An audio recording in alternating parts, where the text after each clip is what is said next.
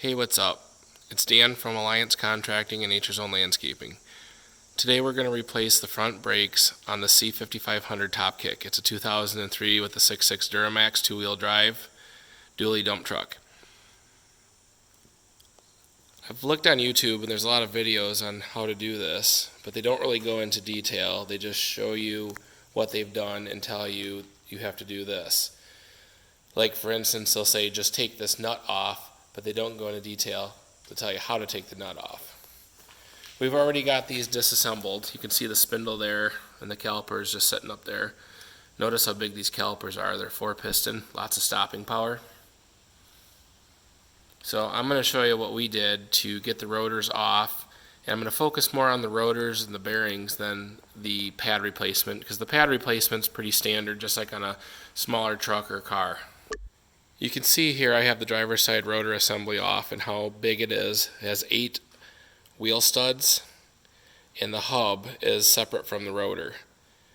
If you're not careful, the parts store might try and sell you a one-piece unit, but this particular one is 2-piece. So what you have here is your reluctor ring for the ABS. That's normally pressed on, so I use this 7-inch 3-jaw puller from Advanced Auto. Put it in there, put a piece of metal across here so the puller had something to pull off of, and then this ring just pops right off. It takes a little bit of pressure, but it pops right off after that. So once this is removed, there's going to be 5 bolts. They're torx, and that is a T60, just in case you're wondering. That's usually the largest torque socket Advanced Auto will have. These bolts were down in here, and they bolt the rotor to the hub assembly. Now, these buggers were rusted in there, so what we had to do, take the torches and apply a fair amount of heat to these ridges right here. This is best done with 2 people, with one person applying the heat and then the other person using the torx socket on, I used my DeWalt cordless impact gun. And once a fair amount of heat is applied, you can spin those loose without stripping them or stripping the socket. Heating up the hub assembly also helps separate the rotor here from the hub. Once you have the rotor separated from the hub, this is what the bare hub assembly looks like. It's kind of nice because you don't have to replace the wheel studs, but you do have to repack the bearings, which you see we have out here, and we did replace the seal. This is the old one, so this seal will have to be pried out. Now these seals are about 30 bucks a piece, but the design is different because the rubber swiper of the seal doesn't ride on the spindle. The seal spins on itself. I'll show you.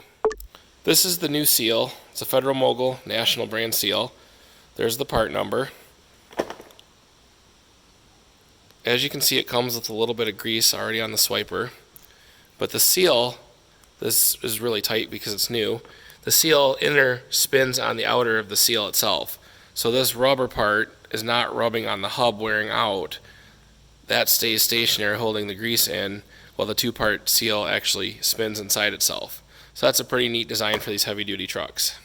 I ended up finding the new rotors through CarQuest, or it's now Advanced Auto, and there's the part number for the rotor only. I had to try about 3 different part stores before I could find the correct rotors. What I like about this new rotor is it's got a black anti-rust coating on it. I think that looks pretty cool. And obviously as the pads wear, this will become exposed metal, but you won't get all rusty in here like the old ones did, or at least hopefully not as bad. The new rotor just pops on the hub assembly like you see here. Just line up the holes and use your torx bolts, put her back together. I would refer to the factory manual to find the correct torque spec. Also, the bearings will have to be repacked, and we're going to replace that seal that goes in here like I stated earlier. But then you have pretty much a rebuilt hub assembly that's ready to go back onto the truck. One thing I didn't cover earlier is the nut.